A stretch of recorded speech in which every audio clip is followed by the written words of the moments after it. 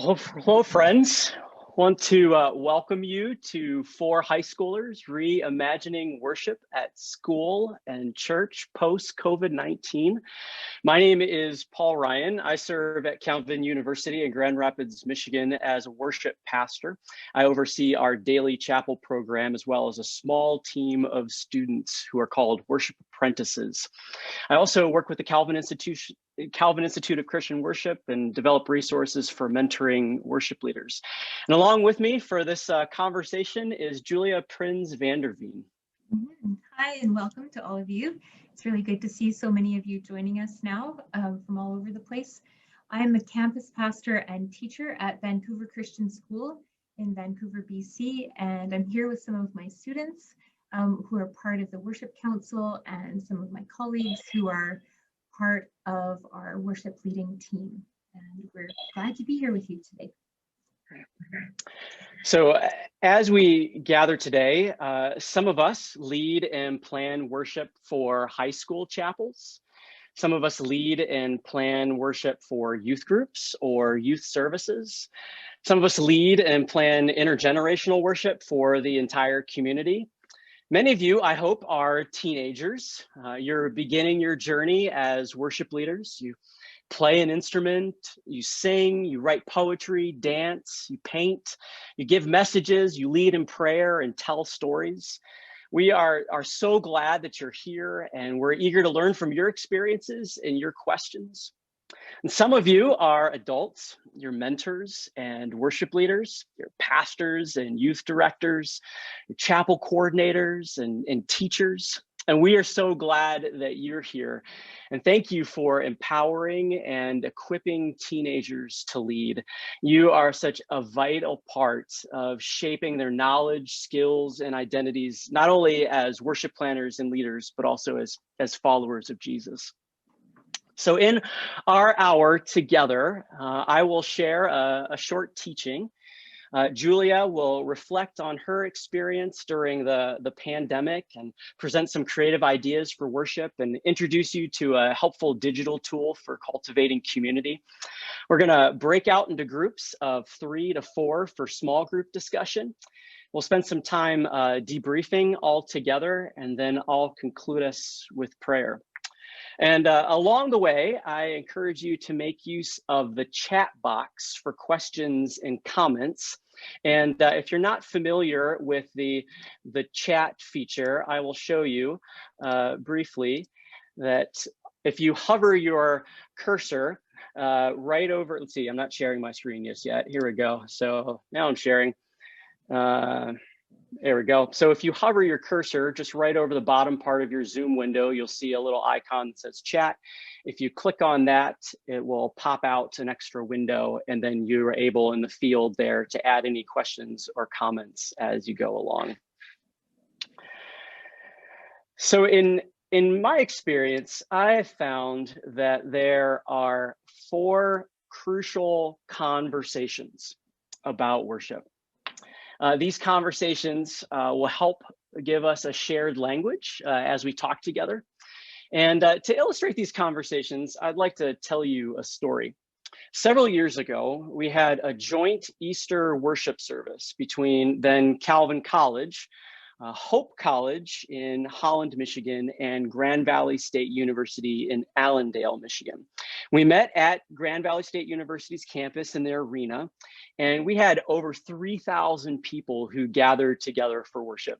And after the service, we gathered together as a planning team, those who planned and led. We gathered together to celebrate all that God had done and debrief the service together.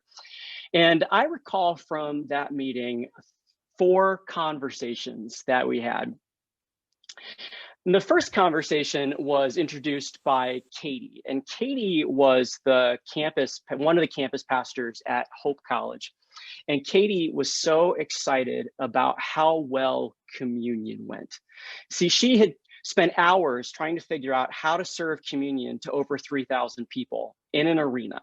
She had designed 20 stations around the arena. She had recruited 40 people to be involved in serving the elements. She developed traffic patterns for people to come to receive the elements and then go back to their seats. And as a band, we had planned to sing over 6 songs to facilitate communion. But everything went together so well, it was so efficient, that we only had to sing 3 songs. And Katie was just thrilled with how well this went. Well, this topic of conversation was a conversation about mechanics. And mechanics are those things that we often notice when they go wrong, right? So we notice out of tune guitars, we notice flat singing, we notice messy video backgrounds and mistyped words and handouts and projection slides. We notice unbalanced mix where the drums are too loud and fumbled words and a spoken introduction. At the same time, there are mechanics that we hope go unnoticed. And these are things that worship planners and leaders spend hours on thinking about how to facilitate people's worship and to make their participation, all the mechanics that are going on, go unnoticed. So if you're leading chapel in a high school setting, this might be the time you spend setting up the gym for chapel, or it's that early morning planning meeting before first period, or the squeezed in rehearsal between lunch and fourth period. That well-designed handout is something that you don't want people to necessarily to notice, but to help them to pray. It's that beautiful slide background for projection, or the professional editing of a live stream video, or the thoughtfully prepared prayer. You don't want them to notice the mechanics. You want to participate. You want them to participate fully in the prayer and the beauty of the art, for example. So our mechanics, when they go unnoticed, they can open up opportunities for participation. When our mechanics go noticed, they oftentimes close down participation. So conversations about mechanics are crucial. A second conversation that we had at that meeting was brought up by Chris, who was a campus pastor at Grand Valley State. Chris was so excited about the hymn "In Christ Alone." He said, "Wow, I just can't believe the way that song went. I just love the drums and the electric guitar and the bass and the energy of the singers. Wow, that song was just rocking." Well, that conversation that Chris was bringing up was a conversation about style. And style is a conversation that oftentimes centers around our preferences, the things we like, the things we dislike. You might hear someone say, "I just love songs from Hillsong United," or "I enjoy singing gospel music," or "I wish we sang more hymns." You may have another person who says, "Well, I think that preacher is too polished," or "I thought that worship leader was too stiff," or "I think our congregation lacks passion." So these are all phrases, words, topics of conversation that center around our likes and our dislikes. At the same time, conversations around style are not always merely about our preferences. They can also be about our piety, or another way of saying that is the ways in which we have learned to communicate to God and to receive communication with God. And so our cultural values, the worshiping communities that we've grown up in, our worship traditions, these things have shaped us, have taught us ways to talk to God and receive from God. And they shape the style of our services. A couple of examples you might say is there's some communities that are what you would call vulnerability exposers. So they freely share thoughts and feelings publicly. It's hands raised, it's tears that are cried, it's words that are shouted out loud, it's authenticity, it's showing everybody what you feel. That's vulnerability exposers. Whereas other communities are vulnerability concealers. So their deepest thoughts and their feelings, those are things that are shared privately, with people with whom you are in intimate relationships, people with whom you have the deepest sense of trust and safety with. Well, see, being a vulnerability exposer or a vulnerability concealer, neither of those are right or wrong. They're just different. But those values do shape our sense of style and the way in which we shape our services and the ways we experience our worship services. And styles, they can open up participation for some, and they can also close down participation for others. And so conversations about style are crucial. A third conversation was brought up by a former colleague of mine named Cindy. And Cindy was really excited about the pairing of a video with a song. Now, the song we sang is the song In Christ Alone. Now, you have to go back with me. This is several years now. You have to go back with me when In Christ Alone was like 2 years old. And it was the song. It was the song that everybody was singing. It was the most beloved song of all of our communities. And there's this moment, right, in verse 3 of In Christ Alone, where it goes real soft. There in the ground his body lay, light of the world by darkness slain. And then the music builds, then bursting forth in glorious, right? It gets really loud and big. Well, as we were singing this, there was a video going on at the same time. And it sounds a little cheesy right now, but it was actually really cool. So, but there was this tomb, like this graphic of a tomb, the animation of a tomb. And as we're singing this verse, the stone is slowly being rolled away. And as soon as we hit that moment where it goes, then bursting forth in glorious day, light shone out of the tomb. And Cindy was just so excited about how these two things that could have been separate, a video and a song, the way that they were paired together created something so much greater than those individual parts. Well, this conversation about this video and this song is really a conversation about form. Conversations about form can include the question, what do we include in the service? You know, if it's a high school chapel service, are we going to include a message, a prayer, a song, announcements, a poem? And maybe if it's a worship service in your local church, it's songs, it's prayers, sermon, offering, the Lord's Supper, baptism, etc. So many different elements that we can choose from. So what are we going to include in this service? But then the other question is, how do we order these elements? So for example, if you're planning a high school chapel, you may have 3 elements that you want to include, a prayer and a message and a song. Well, you could have those 3 things be completely separate. A prayer about a topic, a message about a topic, and a song about a particular theme. And they could be lovely in and of themselves. But if they perhaps shared all the same theme, all working together could be greater than the individual parts. Now, but you could also think about, well, how are you going to order those things? You might think, well, let's start with a song so that the song itself is gathering all our hearts and minds together so that we are all together, one body, before we hear the message, and then we're going to respond with prayer. Or you might say, well, let's start with prayer.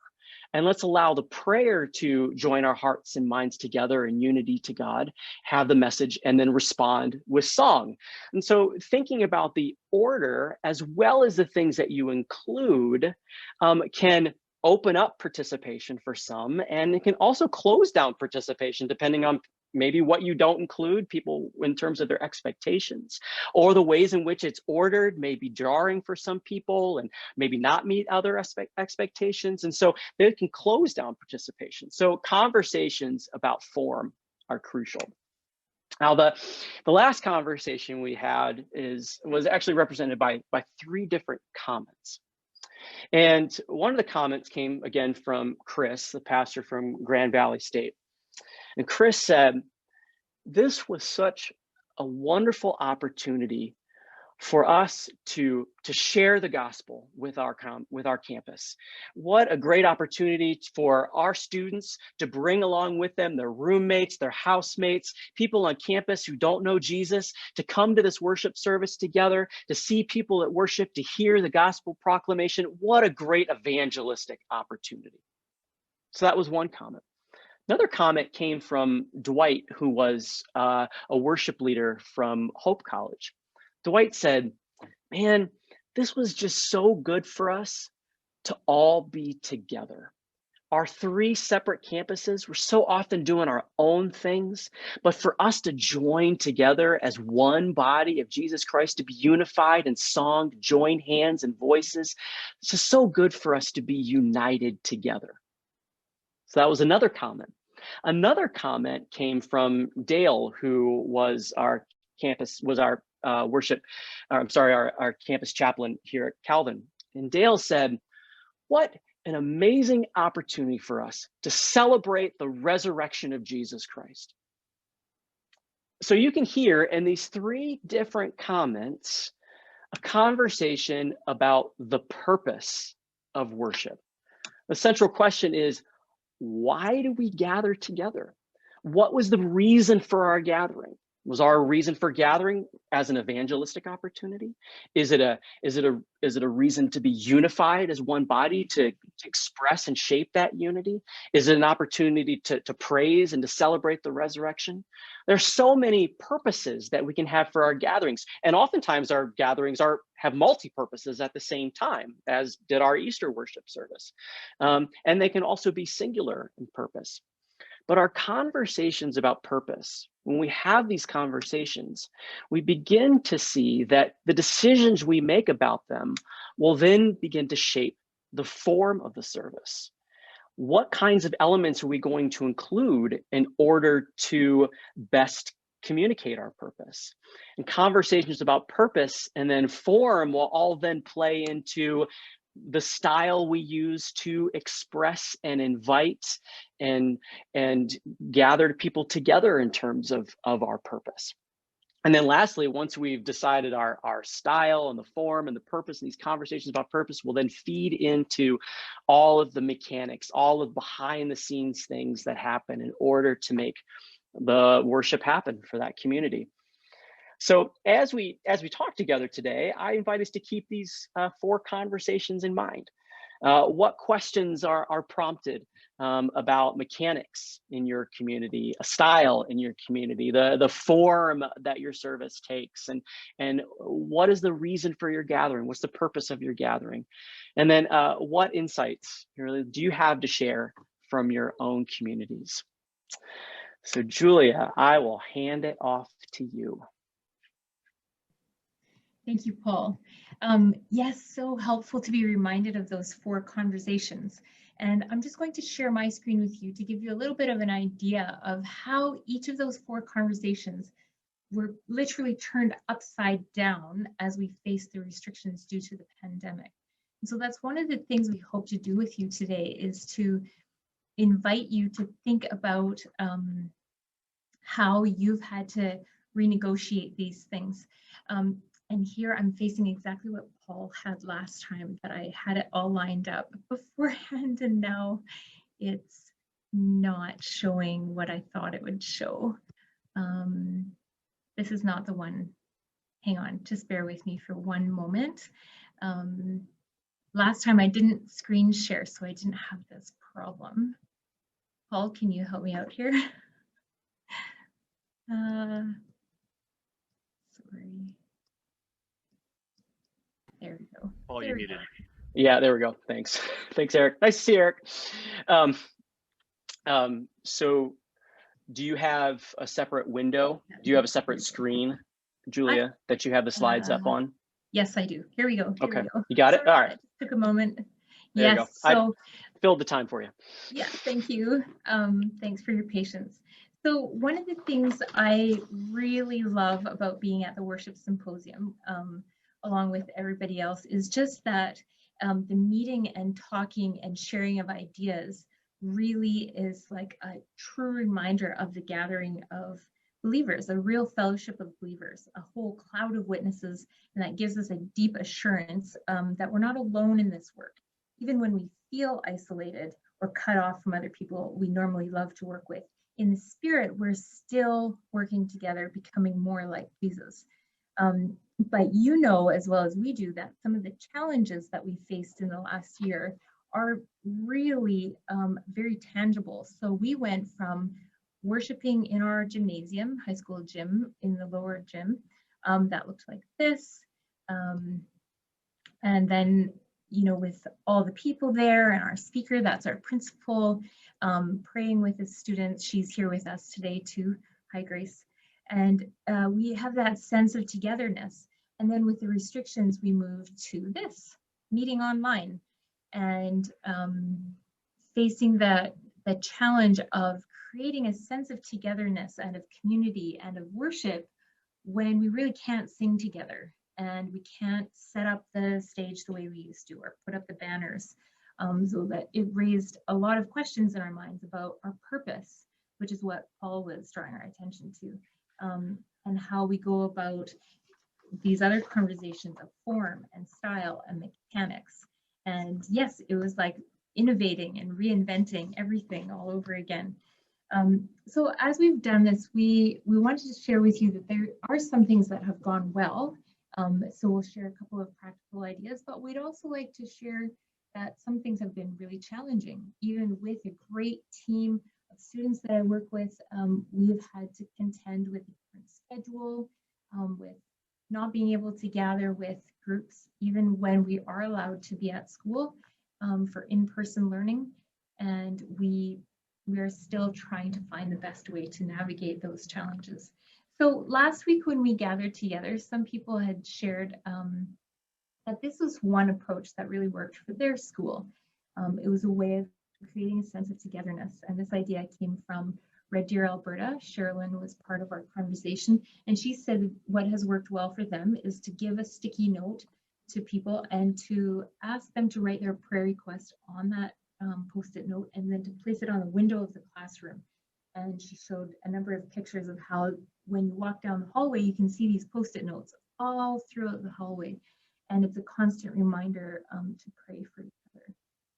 Another idea that was shared with us is the Mentimeter, Menti polls. And Tim DeBoer participated with us, and he suggested that this is a great digital tool for creating and cultivating community with people. It's like a conversation in a room where you get to share ideas, but it gets represented digitally. So this image is not from Jim. This is one that I got from just an image search on Google. But it's free to set up, and you just send people the link and they add their ideas. One of the things that we've done, so those are two digital tools. One of the things that we've done, or a paper tool, a digital tool, and now I'll share one more of each, is visual prayers of the people. So with our student homerooms, we gave each student and staff a slip of paper and the instruction to write their prayer. And I didn't take a picture of this because I wouldn't have been able to show you the inside. On the inside of the paper are their prayers, which were written down, and for the most part anonymous. And then they use what's called a quilling technique to roll it around a pen, use some glue, and then as a homeroom they designed all kinds of shapes and hung them in the windows of their classrooms. And for us in our school, this represents the prayers of the people gathered together and offered up, and a constant reminder that, you know, together in the Spirit, we're drawn into God's presence. And then finally, one of the other tools that we've used is called Padlet. This is also free. It's another form of digital conversation, and there's a capability to print out and share these notes. This screenshot is from one of our student digital conversations this week. So we meet online and we discuss how things are going, and we just keep it quite simple. We have a couple of categories: things to be improved, things that are going well, and these are actual student feedbacks from our school. They think we should have more student participation, and yet on the other hand, somebody else said, well, students are engaged in microchapels. We've been calling them microchapels here. So this is what we'd like to demonstrate for you here, just so that you get a sense of how you can use this online to create a bit of community. And imagine that we're entering the time in a workshop at the symposium where the facilitator says, okay, turn to your neighbor. And it's a little bit chaotic. You're not quite sure who to turn to, and it's loud. So when you go to the Padlet, we'll send you the link in the chat function in just a moment. You'll be presented with a screen just like this. And what you do in order to add your contribution is you click on the plus sign. That's like add your voice. So you click on that, and then there's a header function. You can put a little title if you want, or you can just type in the body of the post-it. And we'll have these 4 categories. And they appear in 4 columns. So in the first one, you put name, role, place, then what's going well, what's been challenging, and what things are you doing now that you hope will carry on after the pandemic. And what you'll find as that happens is that you'll want to engage in more conversations. So immediately following the Padlet, we'll give you about 5 minutes for that. We'll go into breakout sessions, and then we'll discuss these 7 questions, which will be given to you as a link to a Google document. And then when you're in that group, you'll have time to talk about this. So for now, take about 5 minutes just to add your voice, your contribution, your ideas to the Padlet, and let us know where you're coming from, what's going well in your context, what's been challenging, and what things you'd like to carry on after the restrictions lift. So am I posting that link? Yeah. 1 second here. That one.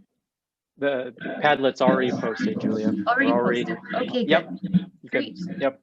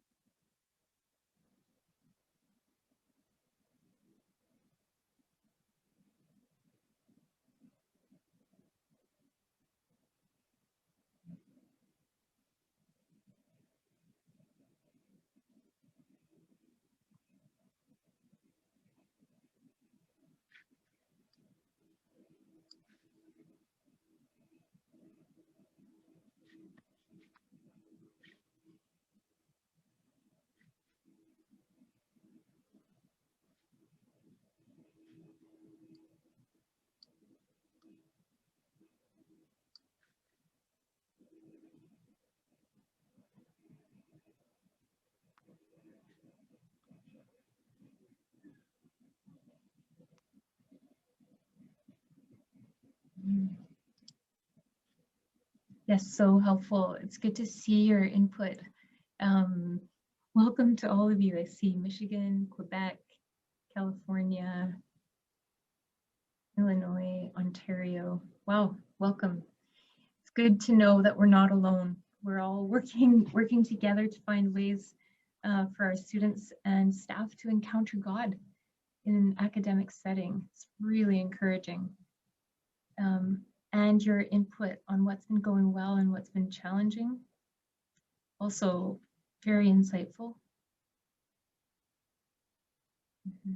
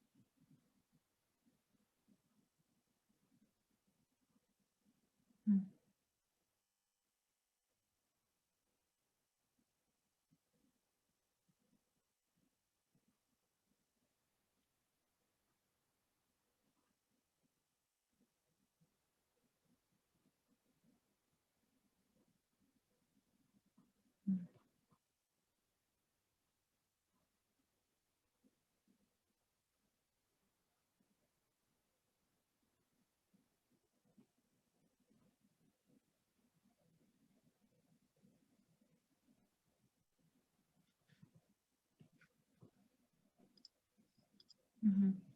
So helpful. I'm sure that if you just take a moment to scroll through the comments in each column, it really will be an inviting way to enter into this time of conversation in the breakout session. So I'm wondering if we're just about ready to make that transition. We'll be putting you in groups of 3 to 4, and Paul will post the link to the questions so that you'll know what to discuss. There are 7 questions, so you probably won't have time to discuss each one of them, but take a glance at it and choose 1 or 2 that really stands out to you. It really is powerful to see how this time, you know, the restrictions have produced great creativity, and it's our prayer that that resilience and grace will invite us to keep planning worship with a lot of intentionality and hopefulness. So are we ready to go to the breakout groups? Okay, great. 10 minutes, and then we'll see you back here for time of debrief.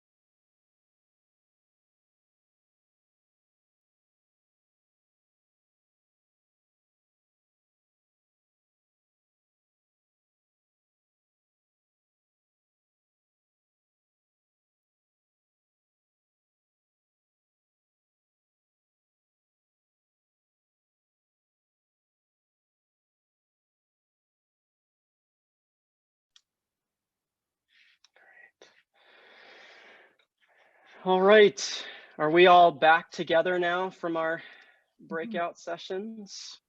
Looks like it.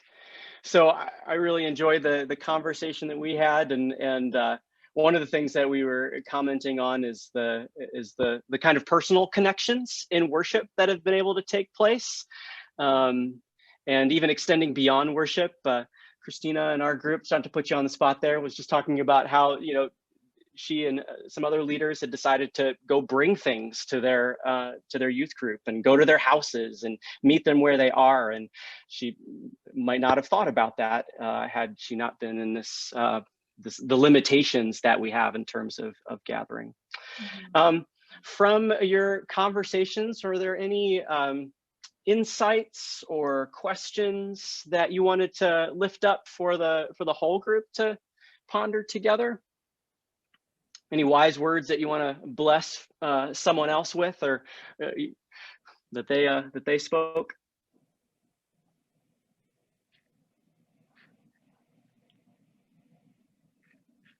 I could maybe put Mark on the spot. Mark had some wise words. Is that all right? Mark, do you care to unmute and share some of what you said? Sure. I don't know what the wise word was, but I think you had asked a question about what do I need moving forward to kind of go into the next season, and even as you asking that question shifted my perspective from the immediacy of like making all the adjustments right now to actually looking forward to a new day. Well, hopefully that's next fall when there's a bit more in person, or whenever that day is. But we'll have been kind of in this new reality for a year and a half, right, where we're not worshiping together, and really rethinking about, let's not just go back to normal, but seeing this time almost in some ways as a gift to reset and say, we get to dream up what chapel is for, to reintroduce it into the life of the school. So seeing it as a really dreaming time, a re-envisioning time. It's there kind of right now, but not fully. So when it gets reintroduced, again, it's, why is it here? We get to remake it entirely. So seeing that as an opportunity. Yeah, well said. Thanks. Mark, that reminds me of something I just learned today from Bruce Feiler, who wrote a book called Life is in the Transitions. He was a January series speaker today at Calvin, and he was talking about how when we have what's called a life quake, which is what the whole globe is experiencing now in this pandemic, this life quake, that to move it into a period of transition, you have these three phases. You have the long goodbye, you have the messy middle, and then you have the introduction of the new self. And he's talking on an individual level, but I'm thinking, just echoing what you're saying, Mark, is that when we go back, it won't be sort of going back to what it was before, because we've all experienced this significant transition where, in a sense, there are some things that we've had to say goodbye to, and we've experienced this real messy middle, but yet there's new things that are going to be born out of this, and it's really exciting to see where that's going to lead.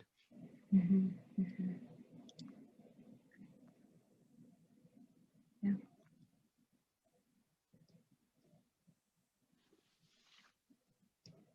Great. Other questions, comments?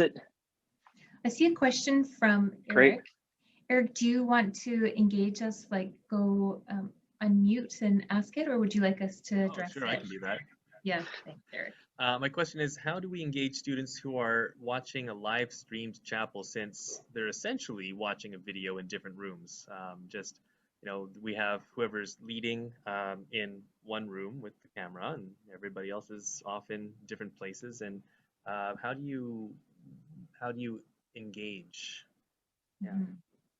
That is a great question. That's one from our own context here. Eric and I are colleagues at Vancouver Christian. So rather than answer that, I would love to see if anyone else has any suggestions. How have you helped students in your context to engage, particularly if you're watching something that's pre-recorded, but also if you're live streaming something? What has worked well for you? I can share. I'm Mac from Illinois, and so a couple things.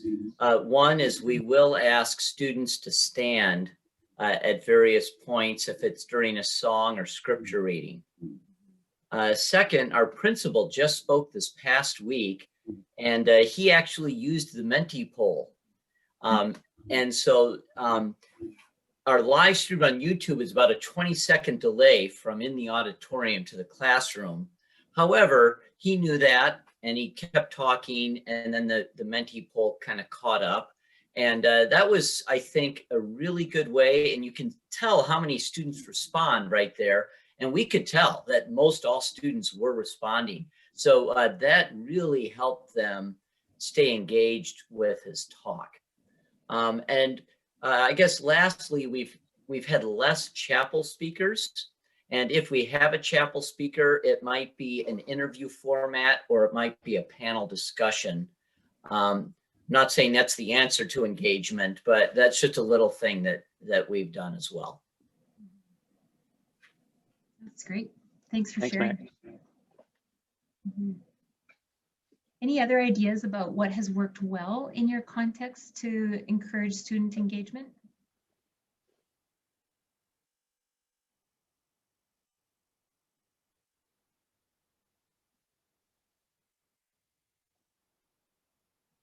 It's a hard question.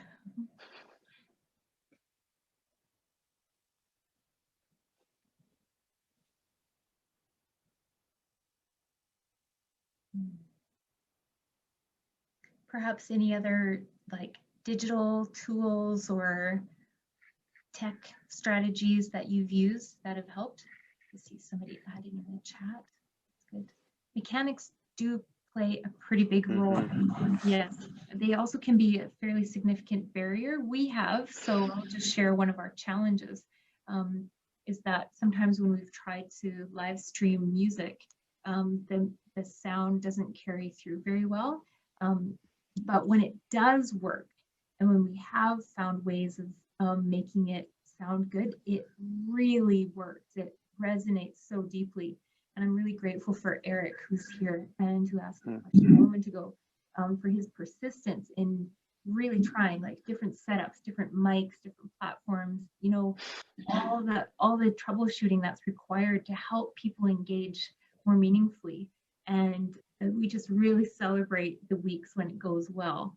And one thing we've found is that sometimes it's better to go with a simple approach rather than having big elaborate setup. Just having one person singing with guitar can be really, really meaningful. And if you have a worship leader who's willing to lead that way, just with a mic and just straight into the computer, it gives a sense of something happening in real time. And from my perspective, students have responded well to that, knowing that it's not pre-recorded, it's actually happening. If there's a mistake, they see the mistake, that's great. Like it's not super polished. And that in a way is really inviting. And so that's worked well for us. I see Grace's comment too, the conversations with students are definitely helpful. We've had lots, some of them are formal, you know, that we've organized either Google Forms for prayer requests or Padlets, but also being really intentional about connecting with students one-on-one. We still have in-person learning here. So we see students on campus. I know that some of our participants here tonight are under lockdown. Our Ontario participants are all online, so that's much more challenging for you right now. So we really celebrate that we're able to see and kind of interact with people in the hallways. Every interaction is a gift. We don't take that for granted at all, but it can still happen online.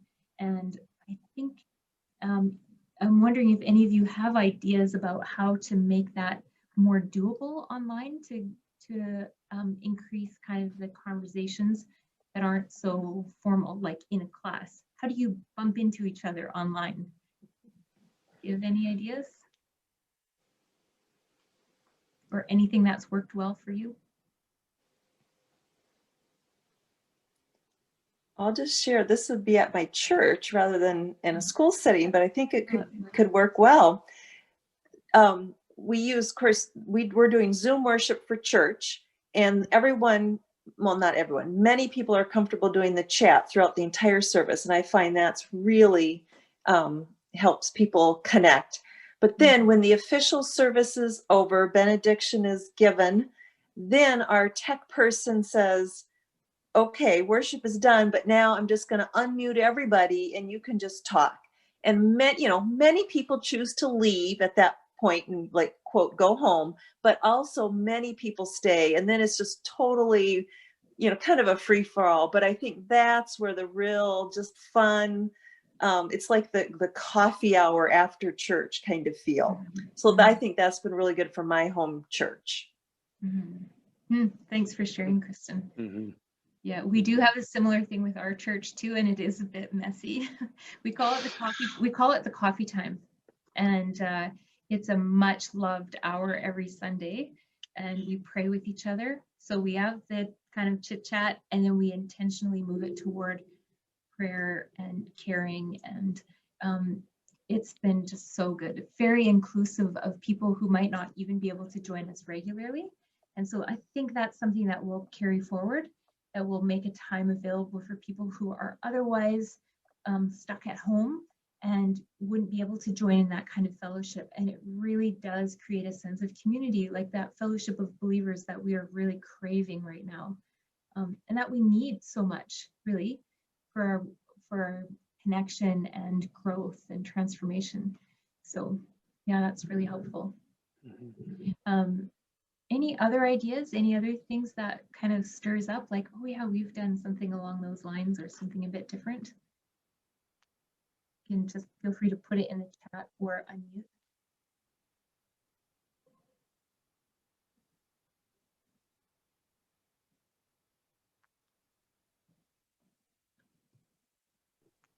Okay, I'm part of a youth group in Manitoba in Canada. And so for our online youth, in the springtime, we did Zoom youth. And we just found engagement was tough.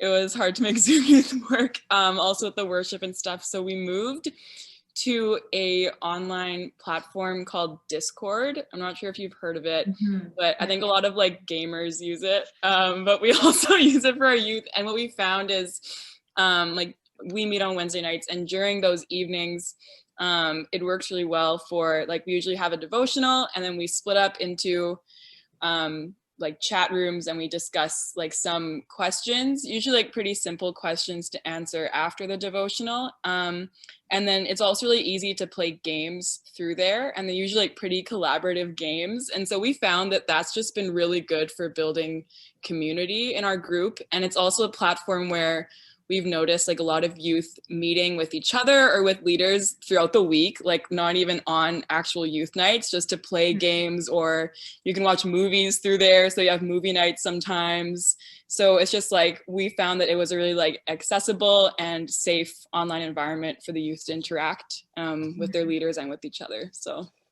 that is a great suggestion. Thanks for sharing, Christina. And do you think, like, I know it's hard to answer this for sure, but just looking forward, is that something that you might think about carrying on after the restrictions lift?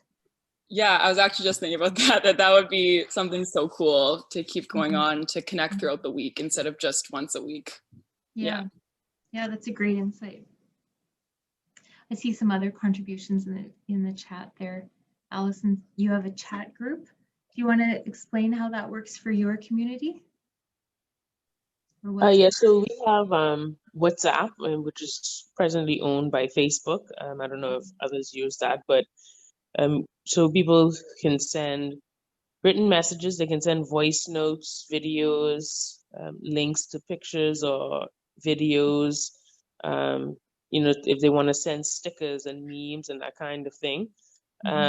And so sometimes it's really quiet, and then other times, you know, might be someone's birthday, and so someone sends happy birthday, and then there's a whole thing about that, and so they're able to communicate back and forth with one another. So it's not a substitute really, because we actually had this going before COVID. And so it is one way to stay in touch with people regularly without sort of having to plan meetings. That's a great suggestion. And I think we're working on that in our school context too, trying to have a little bit more online communication through Instagram, a student Instagram account, where we post things. It's still in its early stages, but we're hopeful that that will become more active. And maybe last contribution from Brad, and then we'll kind of wrap it up in a minute. I think Paul will conclude us here. So Brad, did you want to add anything about your comment about the small groups where you have a safe place to share prayer requests? Yeah, basically our school has these, basically instead of chapels, so we have it at the same Tuesday, Thursday. So instead of chapels, we'll have days where we instead meet as groups in the different classrooms all spread out. And basically just have, we would just talk about the chapels. We'll have a set thing to go through and talk, but just that idea of just being able to share is really nice, because there's some people in there who have shared some things that I think that they're really struggling with, and I think it's really helpful to have a group that they can have to be like supporting them. Yeah, exactly. And you know, now that you've brought that up, I think that's a really obvious thing to say about our school that I think we are doing well, and that has been the formation of pastoral care groups. So each student is placed in a care group with other girls, so it's a girls group or a guys group, and then with a same gender teacher, so female teacher with female students. And that creates even more, I think, safety for the students. And we meet once or twice a week throughout the year. And that has been really positive as well. And yeah, I see other people are doing small groups. Highly recommended. It's very good. So having said that, I want to personally say thanks to all of you for joining us and for your participation. And I'll just hand it off to Paul. And yeah, thank you for joining together today. This has really been a joy, and it's been really generative to hear your experiences and talk together. I wanted to let you know too that Padlet will live on past this meeting too. So if you want to refer back to that and even communicate with each other in some way. If I know we didn't put contact information there, but at least some names and schools and churches and those kinds of things. Encourage you to connect with each other. As we close, I want to close with a prayer, but I'd like to close with a sung prayer. And this is a song by John Bell, who's a member of the Iona community in Scotland. And the song is Take, Oh, Take Me As I Am. And as I sing this, I'm also going to use some hand gestures as well. And so I invite you simply to listen and pray along with me as I sing. Take, oh, take me as I am. Summon out what I shall be. Set your seal upon my heart and live in me. Take, oh, take me as I am. Summon out what I shall be. Set your seal upon my heart and live in me. Amen. Friends, go in peace. Bye. Thanks for joining us. Thanks for hosting this.